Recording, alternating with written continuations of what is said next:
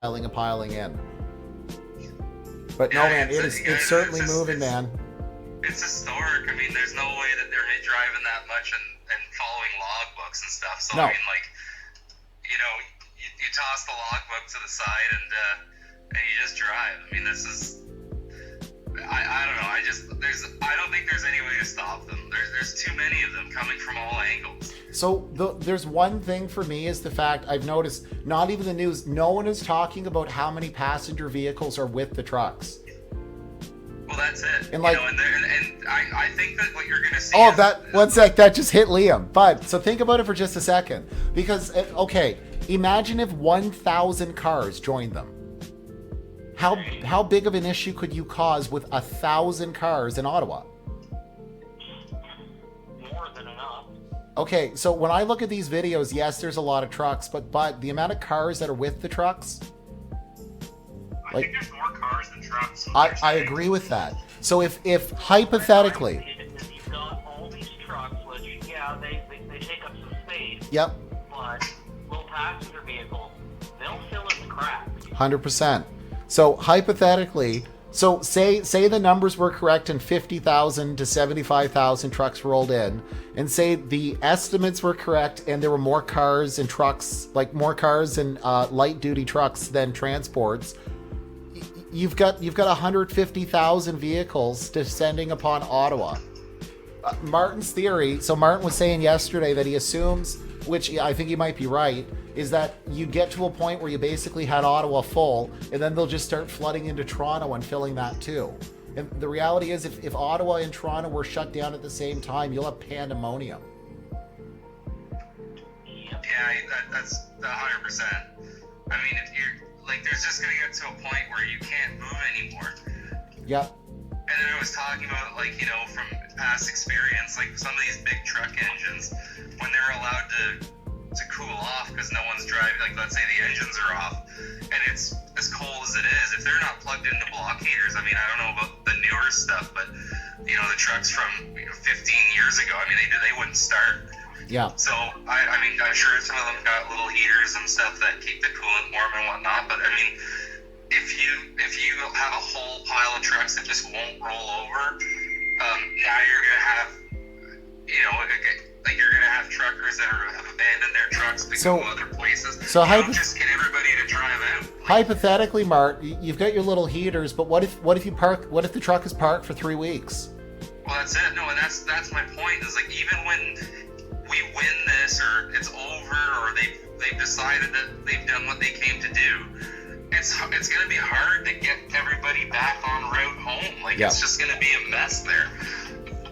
So Trudeau really, by letting these truckers come to Ottawa, by basically like pretending that what's happening isn't happening, the moment he lets them all get there, he's already failed as any sort of leader at all. Yep. Because he's now compromised the city and put everybody that's in that city's health in jeopardy. Yep. But everyone's behind it because we're at that point where it's like, okay, we have to pause our regular lives to go deal with this tyrannical government. 100%. Liam, you had a question? Just as someone who, again, isn't at all very familiar with big rig trucks as a whole, what do you think the ratio of these trucks that might be able to last and turn over a week and a half down the road versus these 15-year-old ones where there's not a chance in hell where they will? I have no idea if the new ones are any different than the old ones, but I mean, these are big engines, like, and when they get cold, the oil gets thick, and they just don't have the power to turn them over. So, you basically have to have engine block heaters plugged in, and that might not be practical if you're just got trucks parked everywhere. So well, that's the thing. Where do you plug them in? No, let's say you'd be running generators. For extension cords. And it's not practical for these truckers to just idle for, you try to plug 75,000 trucks in and you just black out Ottawa? Just shut the power grid down? I don't know, but I mean, I'm assuming that you still gotta plug trucks in. I'm just, like I said, I don't have any. I know a lot has changed they've got way more emission stuff on these trucks now than they used to. But the motors are still very big, and I imagine they would need some sort of assist to crank over when it's as cold as it's been. And I looked at the forecast. It's going to be cold. Yep. So, that's going to just make the whole situation even worse. It's like in the summer, everyone just gets to their trucks, fires them up, and they just start trying to figure out how to clear the roads. But now you're going to have trucks that, this truck doesn't start, this truck's got a dead battery, this truck, we can't find the driver who's got the key somewhere, he's lost in the city.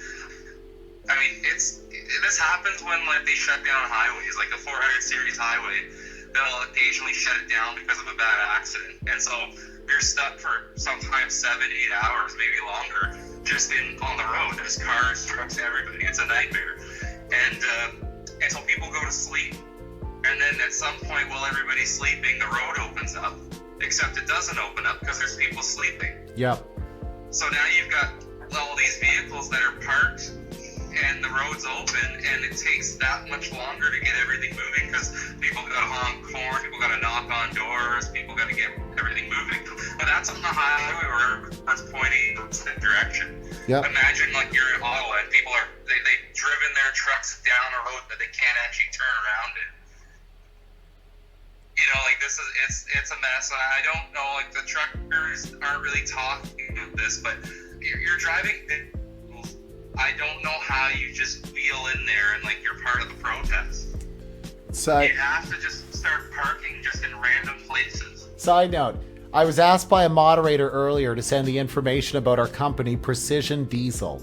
We are 30 minutes south of Ottawa and ready to troubleshoot by phone if any trucker has mechanical issues. Please share this with the other moderator to post on the Facebook. I heard a few of that. But the amount of support I'm seeing, so there is clearly people who don't support this and think these guys are a bunch of idiots. But the amount of people who support this is pretty staggering. Yep. So Don's got it on his phone.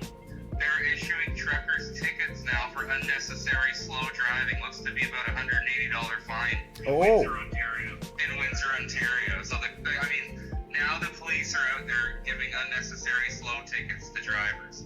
All right. All I could say is, where are they on half these other slow drivers that are just randomly doing this throughout the year? That's fine. It won't. The thing is it doesn't do anything.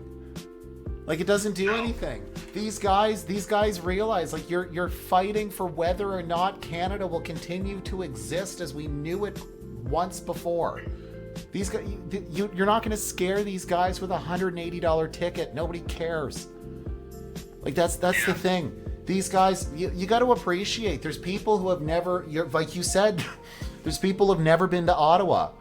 They're about to go and park in a city where they don't know the people. They don't know how they'll be received. They don't know if someone's going to throw stuff at them. They don't know any of this. But it doesn't matter. 50,000 trucks, 70,000 trucks, 100,000, whatever it ends up being.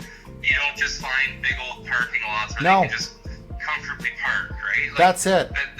We already know that we're coming into, if you're part of this, you're coming into an uncomfortable experience. And the reality is that the last 2 years have shown us that the direction we're heading in, it's do you want this? No. Do you want whatever it is that we're turning Canada into, where you can't make a living and you can't take care of yourself and you can't afford to take care of your family and you're not allowed to go outside and be normal and you're not supposed to see your family on the holidays, and at the end of the day, if your kids fail in school, it's because they don't know how to stare at a screen for 8 hours, and we're sitting here, we're watching as I'm hearing about numbers that don't even make sense when it comes to the debt that we're going to have to pay back, and it's okay, so now my great-grandchildren owe money. It's not me. It's so far beyond my generation's ability to fix this because of my age at this point. What are we doing?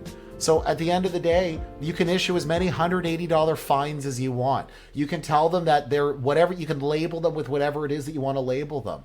They have the support of Canadians because Canadians realize that if we don't do something about what's going on here, if we don't do something about the fact that the policies that the politicians have put into place have failed, they're not doing anything to help us. And if we don't do something about that, then we're going to exist in a country that we don't recognize within the next potentially year. I don't think we're going to get another year out of it the way that it's going. No. I mean, just to $80 tickets. I mean, I can't stand when the police start cherry picking like that. The convoy just said that they're no longer stopping for police. Oh my Okay. God. 100%. That's where Okay. I'm at. One You're sec. cherry So picking. Liam, the convoy have just said that they're not stopping for police because they're aware they're just getting $180 tickets, so they're just going to keep slow rolling. So So, I mean, what are the cruisers going to do? Hit them? okay, so here's the thing. We actually talked about this probably 2 days ago. Martin and I were discussing this part. At the end of the day, these guys are rolling along. The cops can keep trying to enforce it however they want. As more eyes end up on this, as more Canadians are watching this and they're interpreting this and they're realizing that the news are lying about it and that Justin Trudeau doesn't care if they starve, because that's a big part of this. As this happens more and more, the respect that officers have wearing a badge and walking out and doing their thing is going to become less and less. At the end of the day, you're going to run into a problem where it's like people are looking and saying, okay, so you're either with Canadians or you're not. Like you're either with the people who realize that there's something wrong in this country that has to be addressed, or you're not. And if you're not, you're going to end up in the same situation that we had in Venezuela, where you are now just seen as the government. You don't want to be just seen as the government. Like, that's not it. And so what's going to happen really, really soon here is that police officers are going to have to make a decision on whether it is that they support. Either you support the Canadians who want their freedom back, or you don't. And if you don't, you are only a representative of the government, and you are no longer deemed like a Canadian with a face. We're getting into a really serious time right now, man. Like, that's the thing about the people who are posting on Facebook saying like, if you guys just go get your thing and stop trying to upset. You guys don't understand where this is going. You don't understand how close this is to being something like that you guys have never seen before in your lifetime. This is about to be a really big deal. There could be violence as a result of what's coming our way. Like, there's nothing funny about this stuff anymore. Alex, I'll just jump in there. I mean, like, this is my point about this. You can only go peaceful if you're actually going to be allowed to have a peaceful protest. Yep. But the problem that we're running into is that, like, the government is getting involved with their, now it's the police officers rating tickets, but as they approach Ottawa, we're going to see more desperate measures. I mean, Yes. we have to imagine this. Now, if the truckers are just piled into Ottawa, no doubt the media is going to call this some sort of an attack on the freedom of Ottawa, or whatever they decide to coin it as. And then they're going to need a bigger resource than the police to unmess Ottawa, and of course that's going to have to be either the military or who knows what. Yep. And so it's like, at some point, this just it isn't the only way this remains peaceful if Trudeau does what a normal, an honest leader would do, and realize he's failed the situation and resign. Police in the military, though, the actual people step and say no. Like, I mean, what's the military going to do? I mean, it was like, they're just going to be on tow truck duty for how long, pulling trucks out of Ottawa? Yeah. I mean, like, it's like if you're gonna open fire against truckers that are upset about, like, their rights being breached. I don't believe that I don't believe it would happen. I don't believe that. So I think that's actually part of the problem here, that the government doesn't know what to do. So right now you do have a police force that's willing to issue tickets. They are willing to arrest. They are willing to try to stop the protest. I don't think the military for even a second is going to fire upon Canadians protesting their government. I just don't. No. And so it's like, I do believe that we're fighting a paper tiger. Like, I do believe